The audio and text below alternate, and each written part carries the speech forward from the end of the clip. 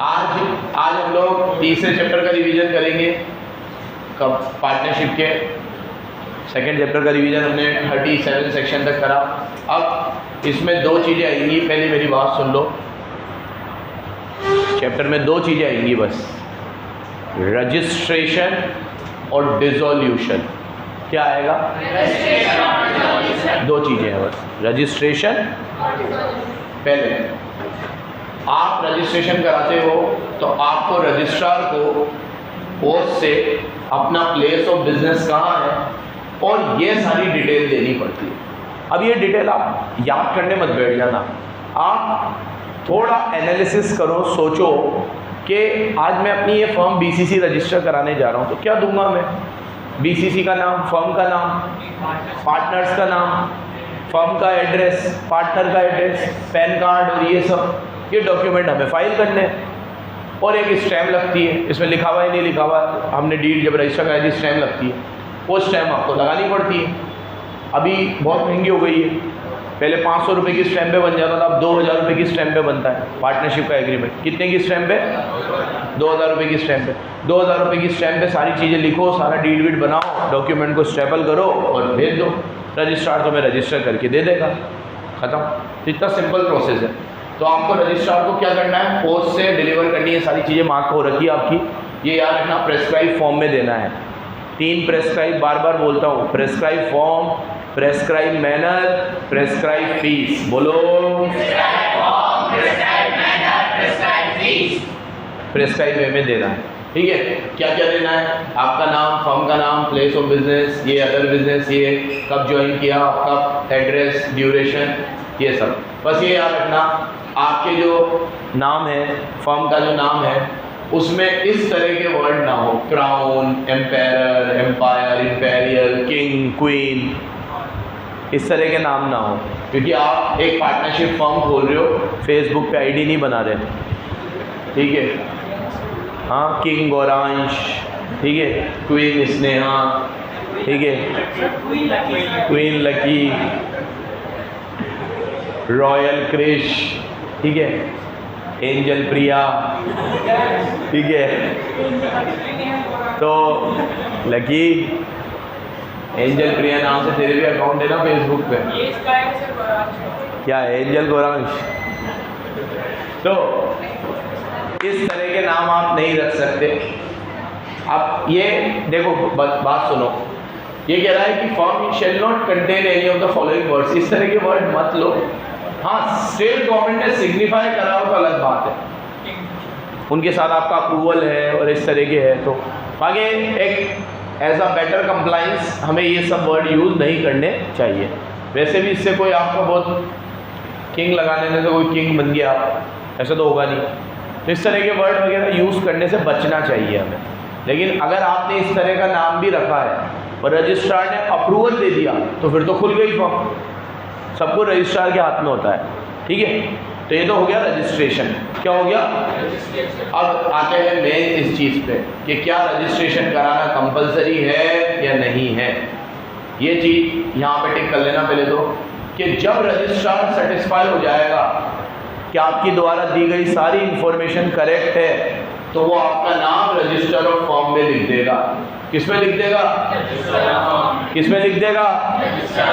और registration complete माना जाएगा जिस दिन आपने अपने सारे डॉक्यूमेंट उन्हें फाइल कर दिए और उन्होंने आपका नाम रजिस्टर ऑफ फर्म में लिख दिया। किस में लिख दिया? देखो, एक बात को समझो, उर्विका ध्यान से सुन ले। पार्टनरशिप की डीड बनाना या पार्टनरशिप का एग्रीमेंट बनाना अलग चीज़ है और उसे रजिस्टर कराना अलग चीज़ है। हो सकता है आपने डीड ही ना बनाई हो और हो सकता है आपने डीड बनाई हो, पार्टनरशिप का एग्रीमेंट बनाया है, लेकिन उसे क्या नहीं कराया? रजिस्टर नहीं कराया। Both are different. रजिस्टर कराने के लिए आपको रजिस्ट्रार, अभी हमारी जो फर्म है बीसीसी, हमने डीड वगैरह बना रखी है, डीड वगैरह बना रखी है, लेकिन हमने रजिस्टर नहीं करवा रखी इसे। अब रजिस्टर कराएंगे तो हमारे पास रजिस्ट्रेशन नंबर आएगा, रजिस्ट्रेशन नंबर आएगा जो नहीं है अभी हमारे पास, ठीक है। अब अगर हम रजिस्ट्रेशन करवाए या ना करवाए ये हमारे ऊपर है। इसमें लिखा हुआ है कि रजिस्ट्रेशन का हमारा करवाना मैंडेटरी, कंपलसरी, कंपलसरी, कंपलसरी, करवाना हो तो कराओ। समझ में आ रहा है? डीड बनाना एक चीज़ है, डीड हमने बना रखी है, पार्टनरशिप का एग्रीमेंट है हमारा। अब वो एग्रीमेंट ओरल हो, रिटर्न हो, वहाँ तो रिटर्न ही देना पड़ेगा। आपके बीच में एग्रीमेंट ओरल भी हो सकता है, तो वापस सुन लेना, डीड बनाना एक अलग चीज़ है और उसे रजिस्टर करवाना एक अलग चीज़ है। चलो, तो रजिस्ट्रेशन, जब रजिस्ट्रार सेटिस्फाई हो जाएगा कि सारे प्रोविजन हो गए हैं तो वो अपनी रिकॉर्ड कर लेगा एंट्री और आपका नाम किस में लिख देगा, रजिस्टर फॉर्म। तो 58 किसका था? ये चैप्टर में मैंने पहले बोल दिया, क्या पढ़ा हुआ, सिर्फ रजिस्ट्रेशन। 58 किसका था? रजिस्ट्रेशन। 59 किसका है? रजिस्ट्रेशन की एंट्री का। अब पेनल्टी 59A में लिखा हुआ है, अगर आप रजिस्ट्रेशन कराने में डिले करते हो तो 100 रुपये पर ईयर की पेनल्टी है। कितनी है? 100 रुपये। ठीक है, और ये पेनल्टी भी कोई कंपलसरी नहीं है, वेव की जा सकती है। रजिस्ट्रार क्या कर देता है? इसे भी वेव कर देता है, माफ़ कर देता है, क्योंकि रजिस्ट्रेशन कराना कंपलसरी नहीं है। तो आज जैसे सपोज करो मेरी फॉर्म चल रही है 5 साल पहले से, मान लो, और मैं उसे आज रजिस्टर करवाता हूँ, तो 5 साल की 500 रुपये पेनल्टी हो गई 1 साल के हिसाब से। पर ईयर है ना, पर डे नहीं है, पर पढ़ी ना तुमने? इतनी कम क्यों रखी है? इसीलिए तो रखी है क्योंकि मैंडेटरी, इतनी सारी पार्टनरशिप फॉर्म है इंडिया में, वो लोग का एग्रीमेंट है, डीड है, लेकिन रजिस्टर्ड नहीं है। अब रजिस्टर्ड ना करवाने के कॉन्सिक्वेंसेस देखना। तो पहले मुझे एक सुर में बोलो, रजिस्ट्रेशन कराना कंपलसरी है क्या? ऑप्शनल है ना? अब नॉन रजिस्ट्रेशन, अगर आप रजिस्ट्रेशन, इसी पे से क्वेश्चन बनता है रजिस्ट्रेशन में, इसी पे से टेस्ट में भी शायद मैंने इस पे से क्वेश्चन दिया था आपको कि रजिस्ट्रेशन कराना मैंडेटरी क्यों नहीं है। अरे मैंडेटरी तो नहीं है, लेकिन रजिस्ट्रेशन ना कराने के कॉन्सिक्वेंसेस, अंडरलाइन, अगर रजिस्ट्रेशन कंपलसरी नहीं है, रजिस्ट्रेशन इज नॉट कंपलसरी नहीं है, but yet are the consequences. इसके क्या है कॉन्सिक्वेंसेस? क्या कॉन्सिक्वेंसेस है? Number 1, no suit in a civil court by firm और अदर को पार्टनर्स अगेंस्ट थर्ड पार्टी।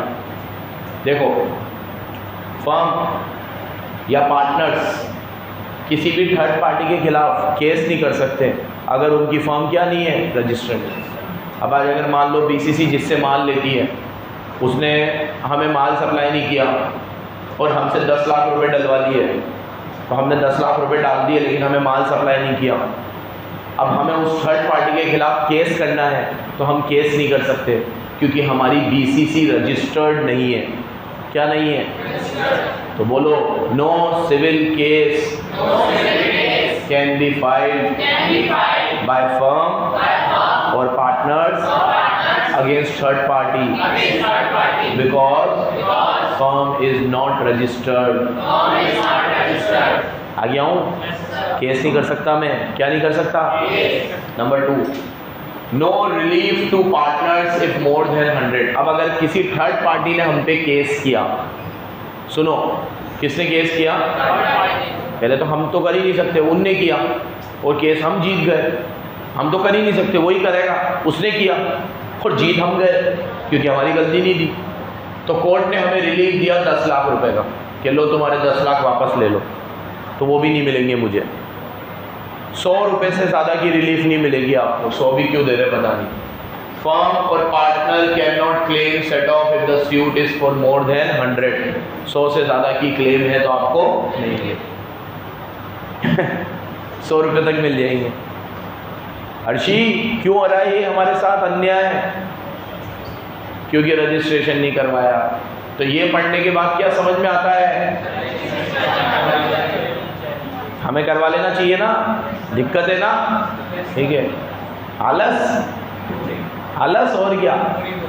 ठीक है, लापरवाही, नेग्लिजेंस, चोट खा के मानेंगे।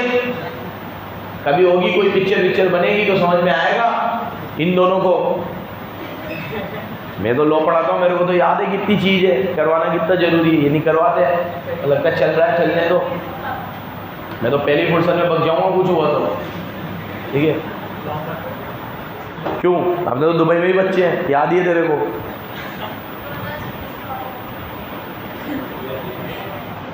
Aggrieved party. नंबर थ्री मैं तुम्हें पढ़ा रहा हूँ बच्चों, कॉन्सिक्वेंसेज ऑफ नॉन रजिस्ट्रेशन। क्या पढ़ा रहा हूँ? Consequences of non registration. Registration ना कराने के दुखद परिणाम। रजिस्ट्रेशन, ठीक है। दक्ष ध्यान दे लेगा। दक्ष तेरा कंपनी लोग का पेपर बहुत अच्छा गया बेटा, बढ़िया मार्क्स आए हैं, टॉप किया है तूने शायद। दक्ष है ना तू?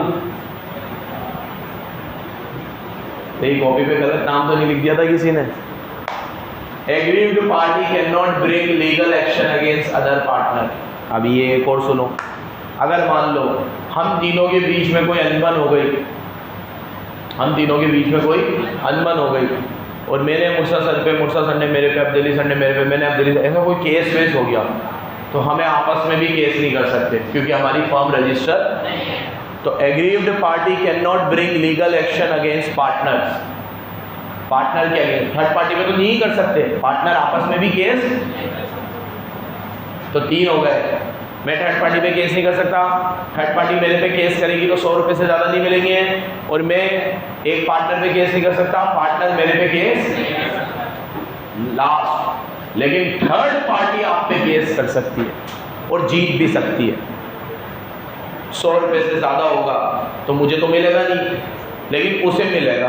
अब जैसे मान लो मैंने थर्ड पार्टी पे केस नहीं कर ही नहीं सकता, उसने करा मेरे पे, क्योंकि मैंने उससे माल ले लिया और पैसे नहीं दिए, और पैसे नहीं दिए तो मैंने बोला जा केस कर दे, मेरी तो फॉर्म रजिस्टर्ड ही नहीं है। अब ऐसा तुम तो मरोगे, वो तो रजिस्टर्ड है, तुम नहीं हो तो वो तुम पे केस कर सकता है। 4 केस हो गए, 4।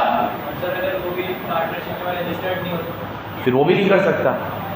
फिर तो क्या कहावत है वो, चोर चोर मौसेले भाई, यही है ना? यही कहावत है ना? Minus minus plus. अगर उसने भी केस नहीं किया तब तो कोई दिक्कत ही नहीं।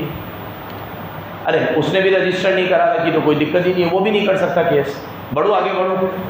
Next exception. अब नॉन रजिस्ट्रेशन इसको अफेक्ट नहीं करेगा। इतने बाउंड्री पॉइंट लगते हैं मुझे, सारे उसी पॉइंट को उल्टा लिख दिया है, कुछ एक्सेप्शन नहीं है। देखो थर्ड पार्टी हम पे केस कर सकती है, पढ़ाई दिया ऊपर। नंबर 2, पार्टनर डिसोल्यूशन के लिए केस कर सकते हैं, ये एक एक्सेप्शन है। क्योंकि पार्टनर, अभी मान लो मेरी मुर्सा सर से नहीं बन रही है, कुछ नहीं हो रहा है, मुर्सा सर की अब्दुल्ली सर से नहीं बन रही है, अब्दुल्ली सर की मेरे से नहीं बन रही है, कुछ भी हो रहा है हमारे बीच में, तो फिर हम डिसॉल्व तो करवाएंगे यार, और डिसॉल्व के लिए तो केस करेंगे। आपस में केस नहीं कर सकते, लेकिन डिसोल्यूशन के लिए केस कर सकते हैं, डिसॉल्व कराने के लिए। नेक्स्ट, ऑफिशियल रिसीवर हम पे केस कर सकता है। कौन ऑफिशियल रिसीवर? जो बाइंडिंग हम पे आएगा। किस में आएगा? हमारी फॉर्म बाइंड अप हो जाएगी तो एक ऑफिशियल रिसीवर आएगा, वो हम पे केस। और हम केस कर सकते हैं अगर वैल्यू 100 से ज़्यादा ना हो, ये तो ऊपर ही लिख दिया था, if value does not exceed 100।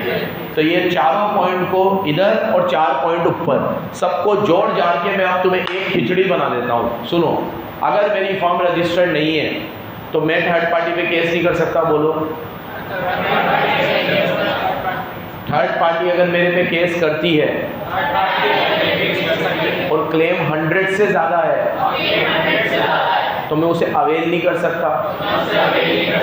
मैं पार्टनर पे केस नहीं कर सकता। फर्म किसी थर्ड पार्टी पे केस नहीं कर सकती। थर्ड पार्टी हम पे केस कर सकती है। ऑफिशियल रिसीवर हम पे केस कर सकता है, और हम डिसोल्यूशन के लिए केस फाइल कर सकते हैं। ये याद रहेगा आपको, ये सब मिल मिला के एक खिचड़ी है। मतलब और आपको क्लियर कर दूं तो रटने की जरूरत नहीं पड़ेगी। जहाँ जहाँ पे मेरा फायदा है ना, वहाँ मना कर दिया, जहाँ मेरा नुकसान है वहाँ अलाउड है। जैसे थर्ड पार्टी मेरे पे केस करेगी तो अलाउड है, मैं थर्ड पार्टी पे करूँगा, मैं जीत गया और क्लेम 100 रुपये से ज़्यादा है तो अलाउड नहीं, वो जीत गया तो क्लेम कितने का भी हो अलाउड है। तो मुझे ऐसा मेरे साथ भेदभाव हो रहा है? क्योंकि मेरी फर्म रजिस्टर्ड, इसीलिए रजिस्ट्रेशन कराना कंपलसरी तो नहीं है, लेकिन करवा लो तो बेहतर है। रजिस्ट्रेशन कराना करवा लो तो। हम लोगों ने तो देखो, हमारी तो एक पार्टनरशिप फर्म है, लेकिन हमारे क्या थर्ड पार्टी के साथ एग्रीमेंट कम होते हैं। हमारे थर्ड पार्टी के साथ जो एग्रीमेंट है ना बच्चों, वो ऐसे नहीं है कि माल खरीदना ये करना। हमारे लिए थर्ड पार्टी कौन है? नीचे मनमोहन जी थर्ड पार्टी है, हमारे वेंडर जिनसे हमें स्टेशनरी और ये सब खरीदते हैं, बहुत छोटे लेवल का काम है, इतनी कोई ज़रूरत पड़ती नहीं है। और हमारे लिए मेन थर्ड पार्टी हो तुम स्टूडेंट्स, और स्टूडेंट्स के साथ हमारा क्या है कि कोई ऐसा केस वेस या कोई ऐसी प्रॉब्लम आएगी नहीं कभी, ठीक है। दूसरी चीज़ क्या है कि हमारे बिजनेस में ऐसा नहीं है कि कस्टमर मान लेके चला गया वो आएगा ही नहीं। हमारे में तो अगर आप सर्विस ले रहे हो तो रोज़ आ ही रहे हो, तो इतना कोई दिक्कत वाली बात नहीं है, ठीक है। तो शायद नहीं भी कराए तो चल रहा है। हाँ, टैक्सेस बराबर पे करो बस टाइम पे, उसमें तो दिक्कत होनी नहीं चाहिए। अब ये तो एक लीगल फॉर्मेलिटी है, आपकी एक आइडेंटिटी हो तो अच्छा है केस वेस करने में। और वैसे भी इंडिया में 80-90% लोग केस करने से वैसे ही घबराते हैं। कभी कोई डिस्प्यूट हो भी जाए तो बड़े बड़े डिस्प्यूट भी अपन ये सोचते हैं कि बैठ के सुलझ जाए तो बढ़िया है, कोर्ट कचहरी में तो किसी का कोई भला होता नहीं है। चलो नेक्स्ट, अब इसमें कौन सी नई चीज़ दे रखी है? The test applied in these cases plaintiff satisfy only two requirement of suit must be instituted by on behalf of firm has been registered person suing has been shown as a partner. हाँ, ये एक case मैंने तुम्हें बताया था, ये वाला बहुत बढ़िया था, ये भी मैंने तुम्हें टेस्ट में दिया था। देखो इधर, अगर मान लो ABC कोई पार्टनर्स है और उन्होंने फर्म केस किया और A मर गया और B और C ने केस किया, तो क्या B और C ABC के नाम से कर सकते हैं? हाँ, क्योंकि B और C तो जिंदा है ना, A मर गया। लेकिन अगर केस A करता है और वो मर गया तो वो केस अलाउड, क्योंकि उसका नाम रजिस्टर ऑफ फर्म में एंटर नहीं होगा। ये बात बराबर याद रखना, ठीक है। तो जो केस कर रहा है उनका नाम रजिस्टर ऑफ फर्म में होना चाहिए। बोलो, जो और रजिस्टर ऑफ फर्म में आपका नाम तभी होगा जब आपकी फर्म रजिस्टर्ड होगी, क्योंकि मैंने पहले ही बता दिया फर्म रजिस्टर होते ही आपका नाम किस में आ जाता है? Register of.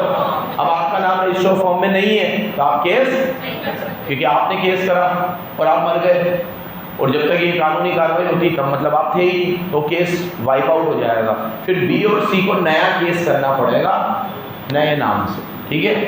नेक्स्ट, अब ये एक बहुत बड़े एग्जांपल है, जिन्होंने पहले नहीं पढ़ा था अभी पढ़ ही लेना ये एग्जांपल। ये पूरा एग्जांपल एक ही चल रहा है, ये वाला एग्जांपल है, ये भी इसी में है और ये भी इसी में, ठीक है। अच्छे से पढ़ लेना। Next, dissolution. मैंने तुम्हें कह दिया इसमें सिर्फ कितनी चीज़ पढ़ेंगे हम? 2 चीज़, एक रजिस्ट्रेशन और एक डिसोल्यूशन। बराबर से सुनते जाना। डिसोल्यूशन मैंने तुम्हें अभी 12th में भी पढ़ाया था, उसमें मैंने तुम्हें कहा था कि डिसोल्यूशन 2 प्रकार का होता है। एक होता है डिसोल्यूशन ऑफ फर्म, एक होता है डिसोल्यूशन ऑफ पार्टनरशिप। पहले इसको सुन लो बराबर से। देखो, जब भी पार्टनर्स का आपस में रेशियो चेंज होता है या एक पार्टनर छोड़ के चला जाता है तो उसमें पार्टनरशिप डिसॉल्व होती है, फर्म चालू रहती है। क्या डिसॉल्व होती है? क्या चालू रहती है?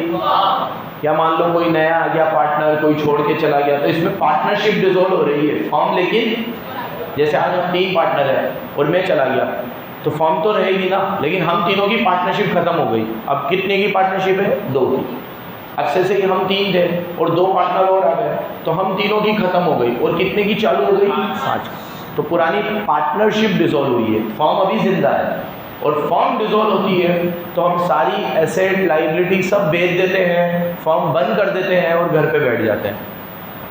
तो डिसोल्यूशन ऑफ फर्म में पार्टनरशिप अपने आप डिसॉल्व हो जाती है, लेकिन डिसोल्यूशन ऑफ पार्टनरशिप में बिजनेस चालू रहता है, बिजनेस डिसॉल्व नहीं होता। यहाँ पे हम क्या करते हैं? रियलाइजेशन अकाउंट बनाते हैं।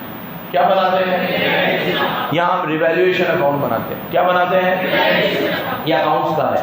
नेक्स्ट, यहाँ पे फर्म डिसॉल्व हो जाती है कोर्ट के ऑर्डर से भी।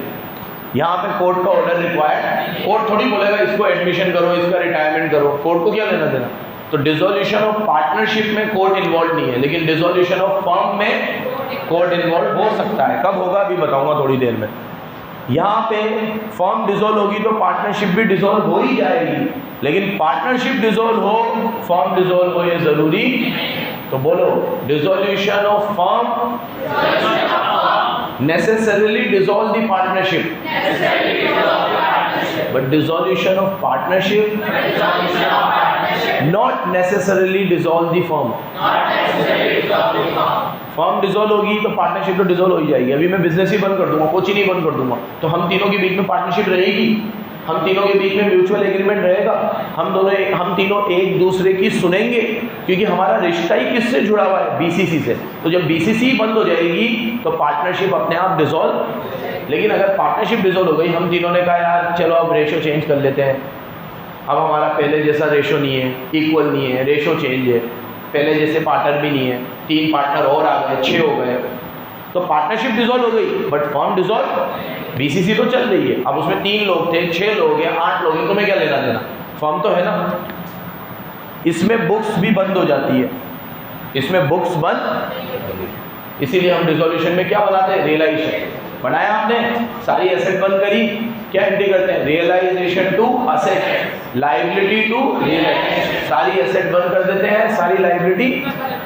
ठीक है बच्चों, रिवीजन आप लोगों का हो रहा है, बराबर सुनते रहो, ठीक है। फॉर्म डिसॉल्व होगी तो बुक्स बंद होंगे, पार्टनरशिप डिसॉल्व होगी तो बुक बंद नहीं होंगी। जल्दी एक बार फिर देख लो, 5 डिफरेंस है। डिसोल्यूशन ऑफ फॉर्म में क्या होता है, बिजनेस क्लोज हो जाता है, यहाँ बिजनेस क्लोज, या बुक्स क्लोज हो जाती है, यहाँ बुक्स क्लोज। फॉर्म डिसॉल्व होगी तो पार्टनरशिप भी डिसॉल्व हो जाएगी, पार्टनरशिप डिसॉल्व होगी तो फॉर्म डिसॉल्व। नंबर 4, यहाँ रियलाइजेशन अकाउंट बनता है, यहाँ रिवैल्यूएशन बनता है। 4 तो ऐसे ही याद हो गए। एक कोर्ट, ये कोर्ट के ऑर्डर से भी बंद हो सकता है, ये कोर्ट के ऑर्डर से बंद। डिसोल्यूशन 2 तरीके से होता है बेटा। पहला वेरी इंपॉर्टेंट है, इसमें एक वर्ड टू वर्ड हुई है जो 12th में भी पढ़ा, फिर अभी अपन लोगों ने जब ओरिजिनली पढ़ा तब भी पढ़ा और अभी भी पढ़ रहे हैं, मतलब ये तीसरी बार पढ़ रहे हो आप लोग, बराबर से सुनना, एकदम बराबर से। डिसोल्यूशन 2 प्रकार के होते हैं, बोलो, without order of court, with order of court. पहले मैं पढ़ा रहा हूं तुम्हें, विदाउट ऑर्डर ऑफ कोर्ट, बिना कोर्ट के ऑर्डर के। कैसे, कोर्ट का कोई इसमें हस्तक्षेप, कोर्ट का कोई लेना देना, हमने फॉर्म क्या कर दी, डिसॉल्व कर दी, हमें नहीं चलानी बस, अब हमने तो फॉर्म क्या कर दी, हमने बंद कर दी, कोर्ट का कुछ नहीं है इसमें लेना देना, हमने अपनी मर्जी से करी है। तो बिना कोर्ट के 4 है, बराबर से एक एक टिप्स भी याद करवा दूंगा। By agreement, number 1 compulsory dissolution, number 2 happening of event, number 3 ये हैपनिंग है 1 2 3 4, और notice at partnership at will, number 4।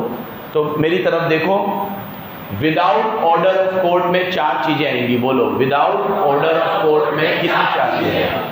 Number 1 पे है एग्रीमेंट, डिसोल्यूशन बाय एग्रीमेंट। यहाँ देखो सामने 3 लोग, हम लोग पार्टनरशिप चला रहे हैं, हमने आपस में एग्रीमेंट करा कि यार बस अब नहीं बन रही, आपस में भी दिक्कत हो रही है, बिजनेस भी लॉस में जा रहा है, ये है वो है, चलो बंद करते हैं यार, बहुत हुआ।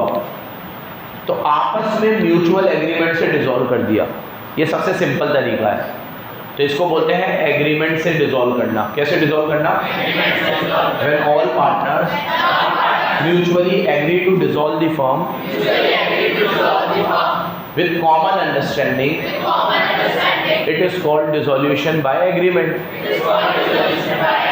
नंबर 1 हो गया।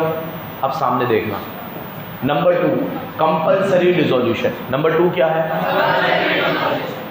ये होगा जब आपका बिजनेस अनलॉफुल हो जाए, जब आपके सारे पार्टनर इंसॉल्वेंट हो जाए,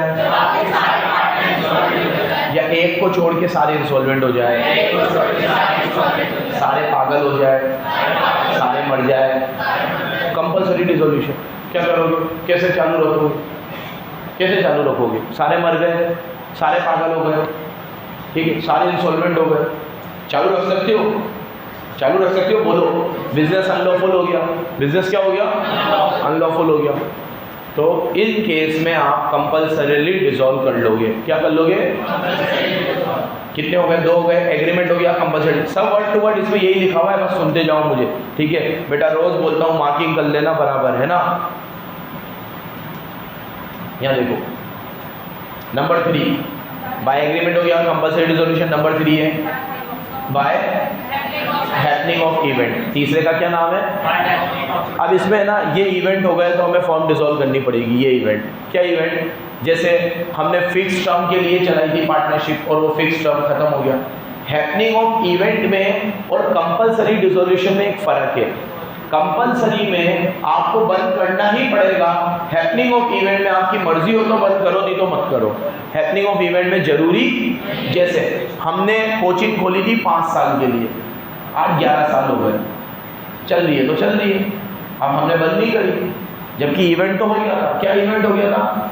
हमारी टर्म एक्सपायर हो गई थी, हमारी मतलब कोचिंग की टर्म एक्सपायर हो गई थी। नंबर 2, हमने बिजनेस किया था एक वेंचर के लिए, वो कंप्लीट हो गया। जैसे हम तीनों ने मान लो एक वेंचर लिया होता, क्या जो उस समय एग्जाम्पल दिया था कि चलो एक कॉलोनी काटते हैं, ठीक है, एक प्रोजेक्ट लेते हैं, उसमें कॉलोनी काटेंगे, अलग अलग प्लॉट सबको देंगे, घर वर बनाएंगे।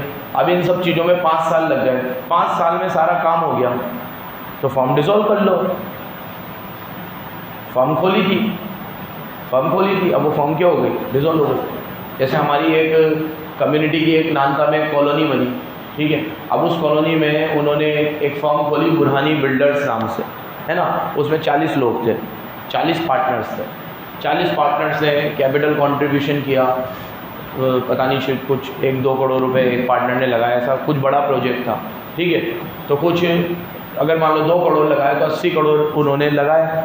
80 करोड़ में उन्होंने वो एक पूरी कॉलोनी खरीदी, उसके प्लॉट काटे, सड़क वड़क जो निर्माण होता है, जो भी कुछ चीज़ें होती है लीगल सब करी। अब वो एक पूरा एरिया डेवलप हो गया, वहाँ जिसको प्लॉट लेना था सब ने ले लिए, घर वर बन गए। अब वो 40 लोगों ने फॉर्म क्या कर दी? डिसॉल्व। इस सारे प्रोसेस में 8-10 साल लग गए। कितने लग गए?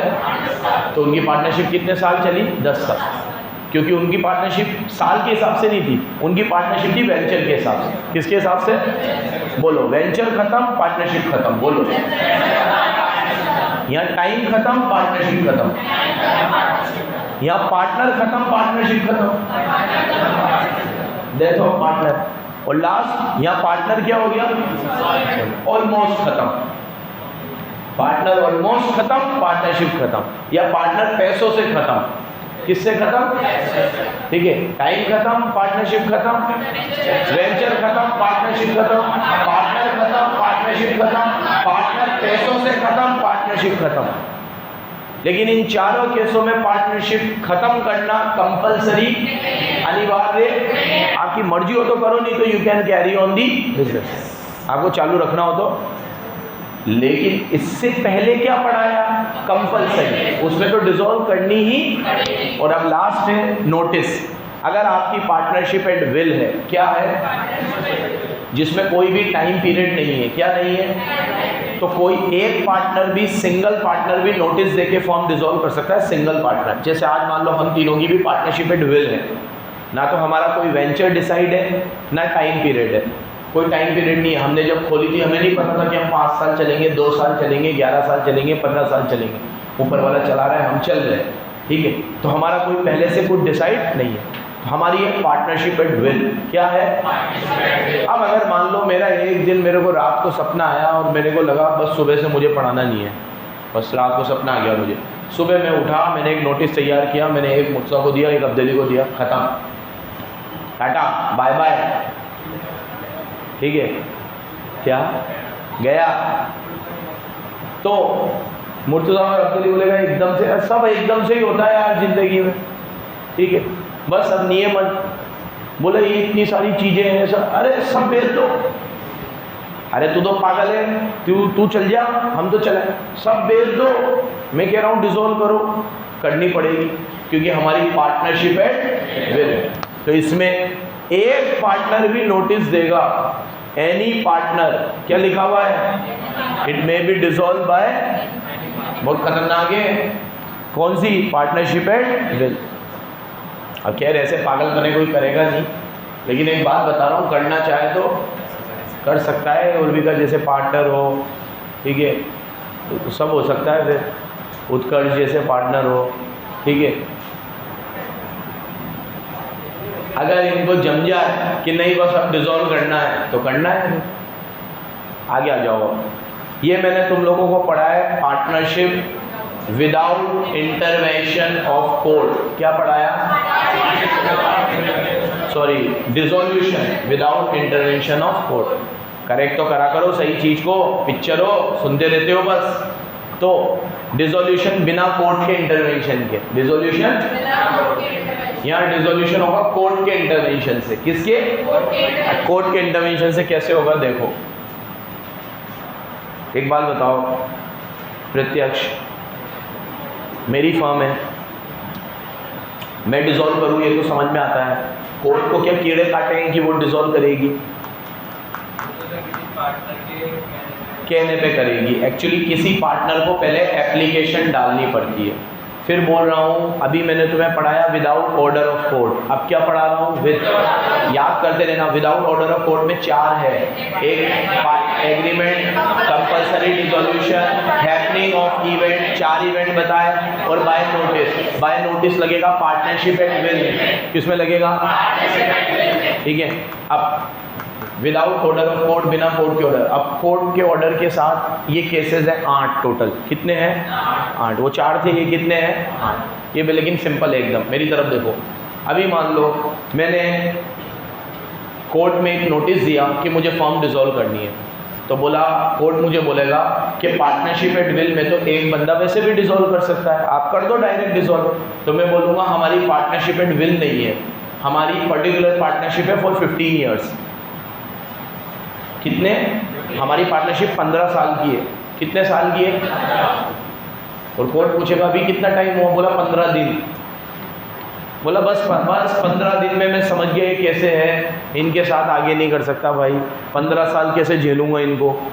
तो कोर्ट मुझसे रीज़न पूछेगा कि why you want to dissolve partnership within 15 days.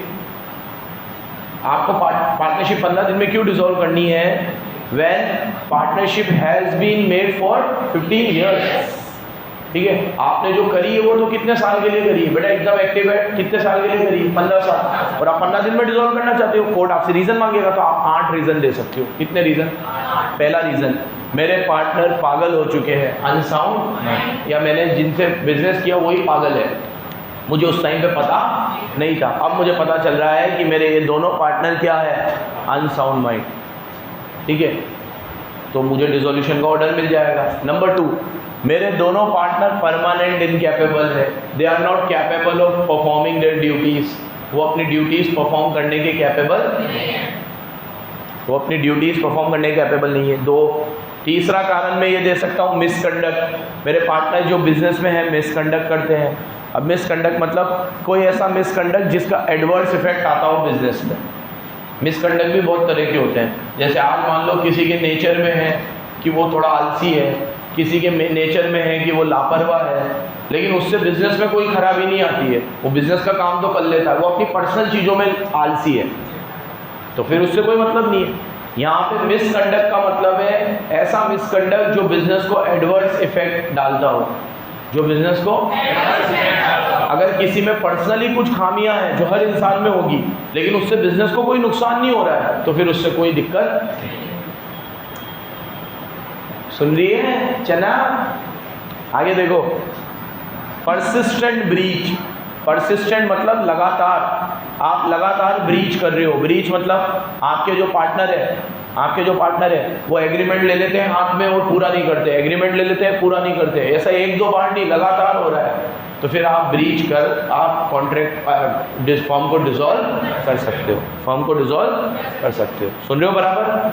मैं तुम्हें क्या पढ़ा रहा हूँ? With order of court, without order of court. With order of court में कौन फाइल करेगा पिटीशन? कोई भी पार्टनर। उसे क्या प्रूफ करने पड़ेंगे? ये ग्राउंड्स। कितने ग्राउंड से? पहला क्या पढ़ा दिया कि मेरे पार्टनर क्या हो चुके हैं, दूसरा मेरे पार्टनर परमानेंट इनकैपेबल है, तीसरा मेरे पार्टनर मिसकंडक्ट करते हैं, चौथा मेरे पार्टनर कंसिस्टेंट ब्रीच करते हैं। क्या करते हैं? आ गया। पांचवा देखो, परसिस्टेंट ब्रीच में एम्बेजलमेंट आता है, चोरी आती है, अकाउंट्स गलत रखना आता है, कैश अपने पास ही रखते हैं सारे पार्टनर, मुझे नहीं देते हैं, ये भी आ सकता है, अकाउंट्स में मांगता हूँ तो शो नहीं करते, ये भी आता है। बहुत वाइडर चीज़ है। क्या है? आप प्रूफ कर दो कि सामने वाला कुछ ऐसा कर रहा है कि उसके साथ अब बिजनेस करना मेरे तो बस की बात नहीं है, ये प्रूफ कर दो आप कि सामने वाला इतना एम्बेजलमेंट करता है, चोरी करता है, अकाउंट्स अपने पास रखता है, हमें अकाउंट दिखाता नहीं है, कैश सारा अपने पास रखता है, हमें कैश नहीं देता है, हमारे साथ फर्म में सौतेला व्यवहार हो रहा है, तो हम फर्म को क्या करना चाहते हैं और कर नहीं सकते, क्योंकि पार्टनरशिप कितने साल की है? 15 साल की। अगर पार्टनरशिप एट विल होती तो नोटिस देके, याद रखना एक सुर में जवाब दो। कोर्ट के पास अपनी मर्जी से जाना अच्छा लगता है या किसी को? मजबूरी में जाते हो कि इच्छा से जाते हो? ये मजबूरी के पॉइंट है। इच्छा से कब जाता? जब पार्टनरशिप एट विल होती, इच्छा वाली पार्टनरशिप होती। आपने इच्छा वाली पार्टनरशिप नहीं रखी है, तपस्या वाली रखी है, ठीक है। इच्छा वाली पार्टनरशिप कब होती है? जब कभी भी डिसॉल्व कर देते।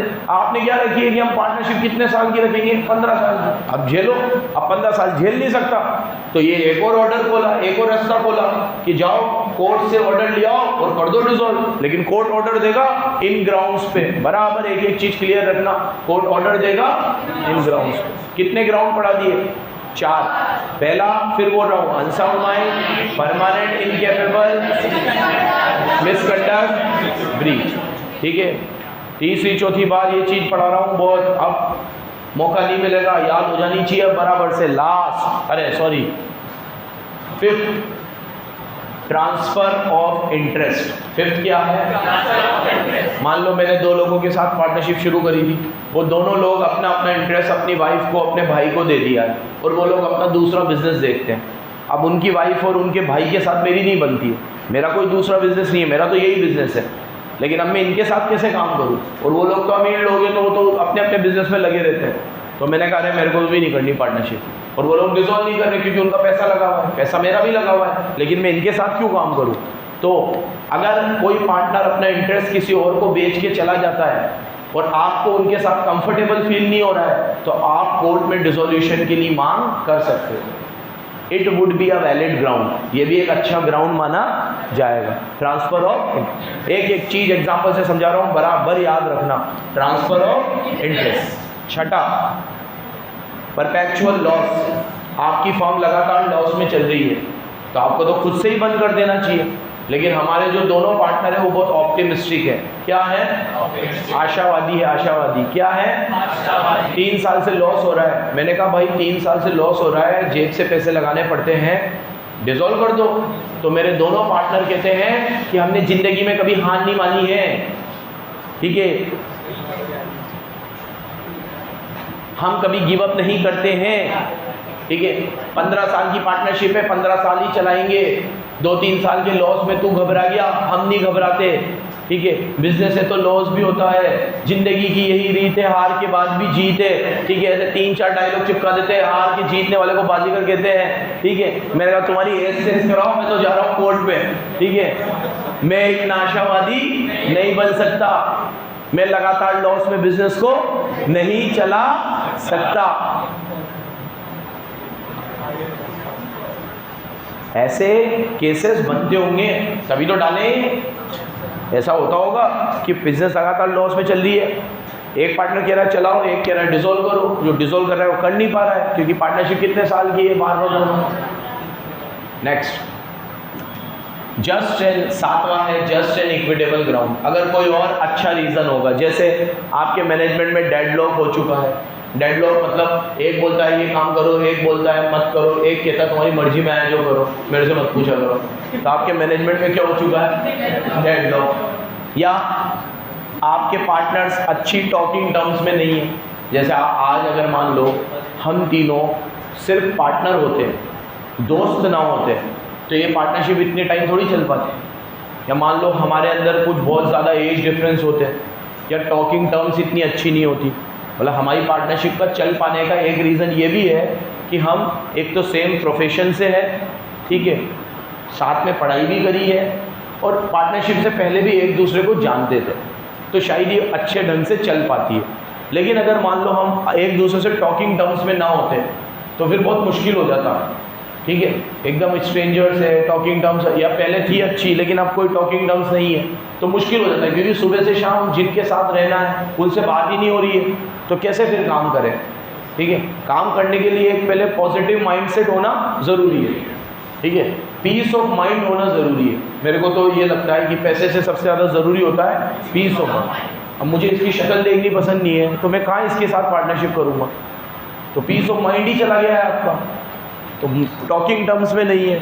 सबस्ट्रेटम खत्म हो गया है। सबस्ट्रेटम मतलब जिसके लिए बिजनेस शुरू किया था वो चीज़ ही खत्म हो गई है। Loss of substratum. सबस्ट्रेटम मतलब सब्जेक्ट मैटर, मेन पर्पस। आपका जो मेन पर्पस था वो क्या हो गया है? खत्म हो गया है। गैम्बलिंग, एक पार्टनर जुए में हर चीज हार जाता है, तो मुझे डर है कोचिंग ना हार जाए कभी। ठीक है, ये गैम्बलिंग सुनते ही तो मेरे को वो बार बार वो स्टैंड अप कॉमेडी याद आ जाती है। वो बताई तो थी मैंने तुम लोगों को। हाँ, कौन सी? मधुर बिल्ली है क्या वो? पता नहीं मुझे कौन बिल्ली है वो वाली है ना यार, जिसमें वो बोलता है कि लोग कहते हैं कि जुआ खराब चीज़ है। ठीक है, ऐसा है, गलत बात है बिल्कुल। जुए में हारना खराब है, जुआ खराब नहीं है। ठीक है, वो कहते हैं वो जुए में अपना पूरा घर हार गया। अरे तो कोई जीत भी तो गया।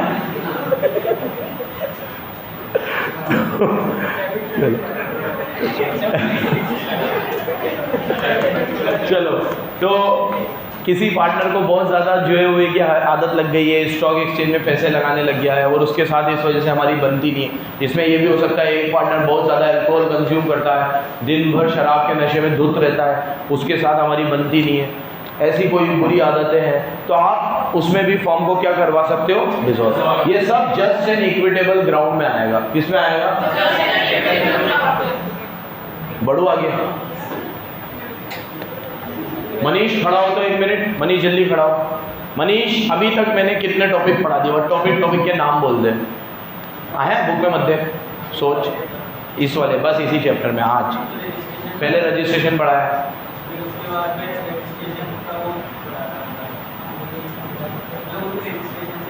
वो भी रजिस्ट्रेशन से रिलेटेड था। रजिस्टर ऑफ फॉर्म में हमारी नाम की एंट्री। हाँ चल बैठ जा। और क्या पढ़ाया मैंने? रजिस्ट्रेशन पढ़ाया। कौन सी? रजिस्ट्रेशन पढ़ाने के बाद registration form, register of form में नाम एंट्री होती है, वो पढ़ाया। तीसरा, अरे पहले तीसरे नंबर पे वो कॉन्सिक्वेंसेस के नॉन रजिस्ट्रेशन के फॉर्म हम पे केस, थर्ड पार्टी हम पे केस कर सकती है, हम थर्ड पार्टी पे केस, एक पार्टनर दूसरे पार्टनर पे केस, वो सब बातें बताई। कॉन्सिक्वेंसेस। फिर डिसोल्यूशन। डिसोल्यूशन में दो पढ़ा है, विदाउट ऑर्डर ऑफ कोर्ट और विद ऑर्डर। 5 टॉपिक पढ़ा दिए। कितने टॉपिक? एकदम अच्छे से लर्न हो रहा है। ठीक है, रिवीजन किसका हो रहा है? मेरा। किसका? मेरा। किसका? चलो नेक्स्ट, कॉन्सिक्वेंसेस ऑफ डिसोल्यूशन। अब डिसोल्यूशन के दुखद परिणाम, लास्ट टॉपिक ये पढ़ा दूँ।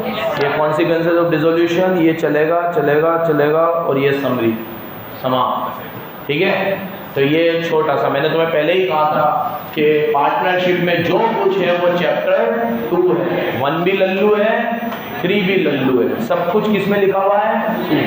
क्वेश्चन भी ज़्यादातर कहाँ से बनते हैं, लेकिन छोड़ के मत चले जाना है, ये तो इजी चीज़ है, बन जाए तो हमारे लिए बेनिफिट का है, ये तो बहुत बढ़िया चैप्टर है। चलो next, consequences, liability for act of partner done after dissolution. भैया कॉन्सिक्वेंसेस में पहला पॉइंट आता है, सुनो इधर, आप फॉर्म डिसॉल्व हो गई अब आपकी, भले विदाउट ऑर्डर ऑफ कोर्ट हुई या विद ऑर्डर ऑफ कोर्ट हुई, कैसे भी हुई, लेकिन फॉर्म क्या हो गई?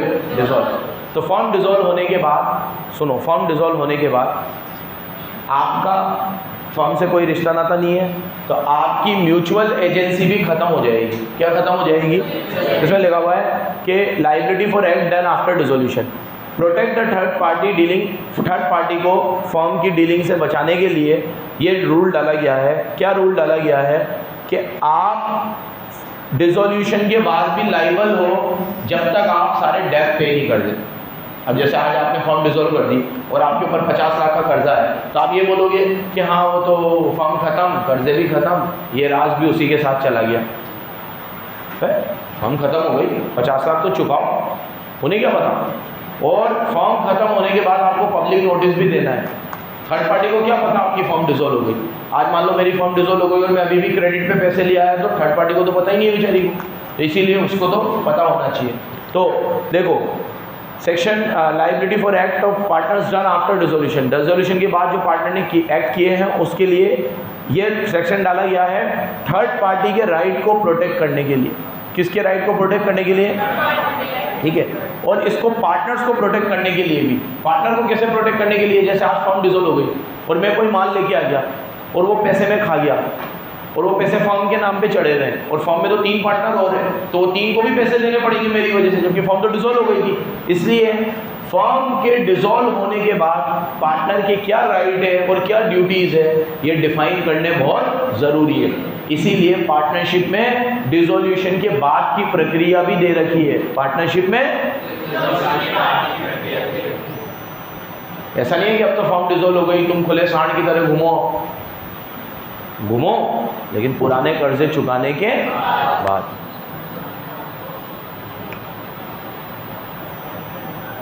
एक एग्जांपल पढ़ लेते हैं। एक्स और वाई बिजनेस कर रहे हैं बहुत साल से, और एक डीड बनाई उन्होंने और फर्म डिसॉल्व कर दी, बट उन्होंने पब्लिक नोटिस नहीं दिया। अब 20 दिसंबर को एक्स ने फर्म के नाम पे बोरो किया आर से, जिसको ये पता नहीं था फर्म डिसॉल्व हो गई है, तो वाई भी लाइबल हो जाएगा, क्योंकि आपने क्या नहीं दिया है, पब्लिक नोटिस। इसीलिए डिसोल्यूशन का क्या देना जरूरी है, बताया ना भी, सामने वाले को वाई आई है कि आपने फर्म बंद कर दी।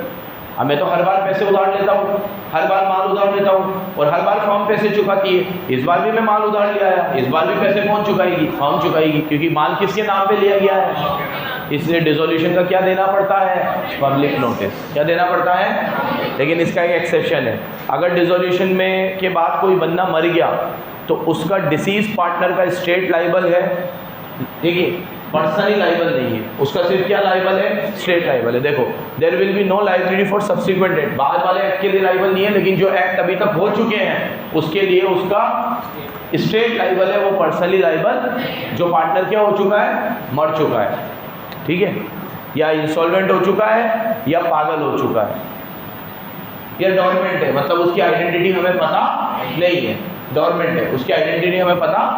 जैसे अभी सपोज करो कि हमारी फर्म आज डिसॉल्व हो गई, सुनो, तो आज तक के जो कर्जे थे वो तो हम तीनों चुकाएंगे।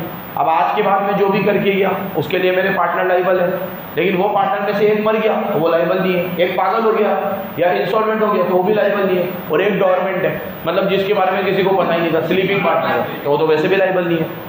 पहले बताया था सिर्फ कौन लाइबल होता है, active partner, sleeping partner liable, क्योंकि उसकी आइडेंटिटी थर्ड पार्टी को होती ही नहीं है। उसकी आइडेंटिटी जब फर्म चल रही थी तभी उसके बारे में नहीं पता था, तो बंद होने के बाद कहाँ से पता होगा, क्योंकि उसका नाम ही क्या है, स्लीपिंग पार्टनर, उसकी आइडेंटिटी आपको पता नहीं है। चलो, ये सब डिसोल्यूशन के कॉन्सिक्वेंसेस चल रहे हैं। जैसे रजिस्ट्रेशन के कॉन्सिक्वेंसेस थे ना, ये किसके कॉन्सिक्वेंसेस है, डिसोल्यूशन के। Number 2, right of partner to have business would wound up after dissolution.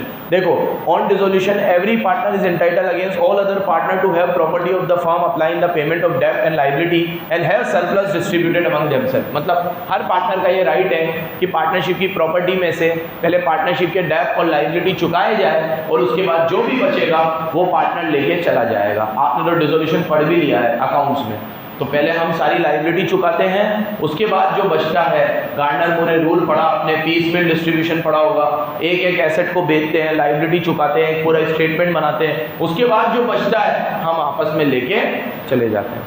तो हमारा राइट कब है, सारी डेब्ट और लायबिलिटी चुकाने के बाद। कानूनी तौर पे भी यही सही है, एथिकली भी यही सही है। पहले आप बाहर का कर्जा उतारो, फिर आप लेके जाओ, क्योंकि आप ऑनर हो, आपका लास्ट राइट है। घर में खाना खाने बुलाते हैं, बार बार एग्जांपल देता हूँ, तो पहले मेहमान खाना खाते हैं कि आप पहले खा के फ्री हो जाते हो? हाँ, आप खा लिया करो ना, बाद में बचे ना बचे, हाँ, बाद में बचे ना बचे, पहले आप खा लो, ठीक है, खड़े रखो उन्हें थोड़ी देर, 15-20 मिनट रुक जाएंगे, नहीं, ऐसा नहीं होता। पहले वो खाएंगे, उन्हें आदर सम्मान के साथ खिलाकर, भगाकर, भेजकर, फिर हम खाएंगे। अब हमारे लिए उस दरमियान कुछ नहीं भी बचा तो भी चलेगा, क्योंकि जिनके लिए बनाया था वो तो खा के चले गए। ऐसा ही होता है ना, ठीक है।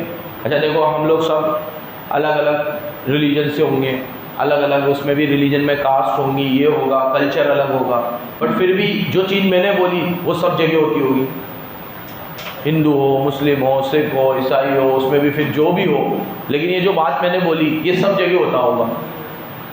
तो लॉ भी ऐसे ही बना है कि भाई आप ये सारी एसेट बेचकर पहले आउटसाइडर को चुकाओ, दे हैव फर्स्ट राइट, आप तो घर के हो, आप तो बाद में भी ले लोगे तो चलेगा, और नहीं भी बचा तो चलेगा।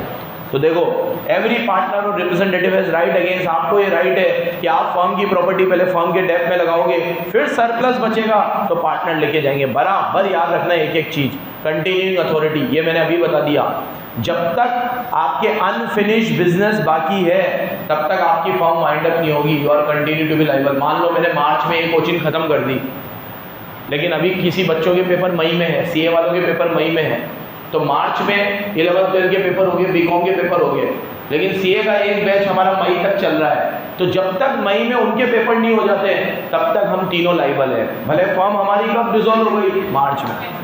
तो if you have any unfinished business you would be liable for that part even after dissolution। ठीक है, तो अगर कोई अनफिनिश बिजनेस है तो वो आपको फिनिश करना पड़ेगा, तब तक के लिए कंटिन्यूइंग अथॉरिटी है, मतलब तब तक के लिए आप लाइबल हो। और फोर्थ, डिसोल्यूशन का पूरा ये प्रोसेस समझा रखा है। 1 2 क्या है प्रोसेस, जल्दी जल्दी समझा देता हूँ, ये अकाउंट्स में पढ़ा है आपने।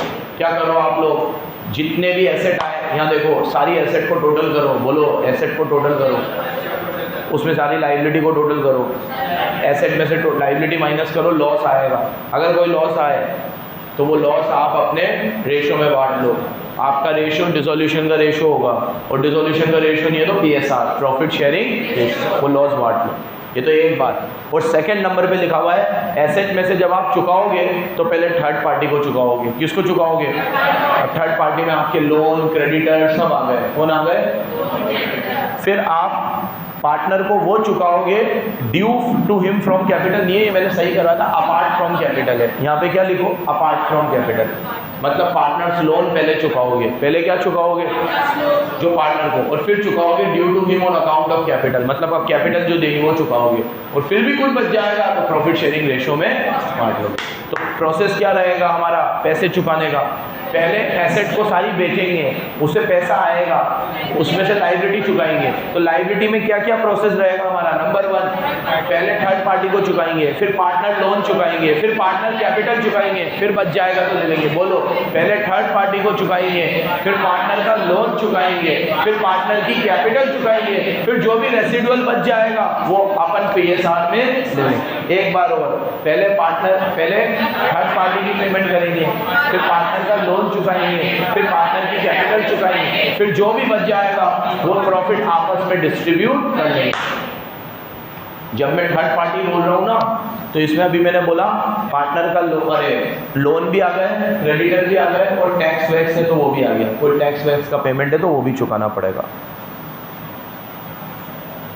और ये एक चीज़ और दे रखी थी, ये बहुत इंपॉर्टेंट थी, ये बहुत इंपॉर्टेंट है। पार्टनरशिप की प्रॉपर्टी है तो पहले पार्टनरशिप के डेब्ट चुकाए जाएंगे, फिर पार्टनर के सेपरेट डेब्ट चुकाए जाएंगे।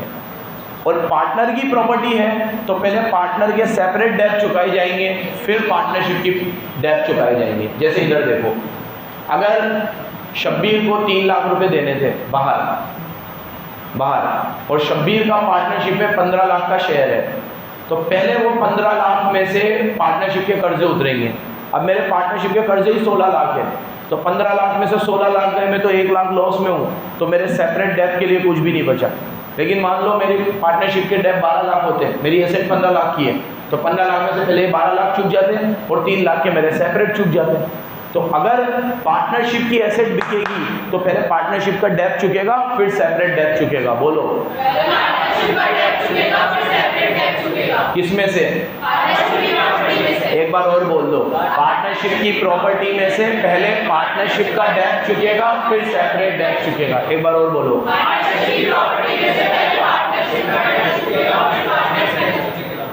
और पार्टनर की प्रॉपर्टी में से पहले पार्टनर का डेब्ट चुकेगा, फिर पार्टनरशिप का डेब्ट चुकेगा। जैसे अगर मान लो बुलेट मेरी है, घर मेरा है, मोबाइल मेरे हैं, 2-3 चीज़ें है मेरे पास, ज़्यादा नहीं है, तो ये 2-3 चीज़ें पहले बिकेंगी।